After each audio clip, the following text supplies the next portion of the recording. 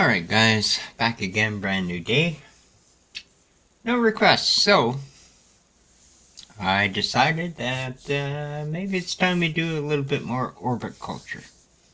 I haven't gone all the way through the discography yet. Still, a lot of songs of theirs out there to be explored. So we're going to try this one called The Newborn One. Haven't heard it, but I do like orbit culture. They're very, very heavy. Which is my cup of tea. Big shout out to all these guys down here. Thank you very much for requesting songs. If you do want to request a song and kind of help steer the channel as to where it should go, if you have an artist or a song or something that you'd like to suggest, the link is down below in the description. It says song requests, can't miss it. And let's clean up the screen and check it out.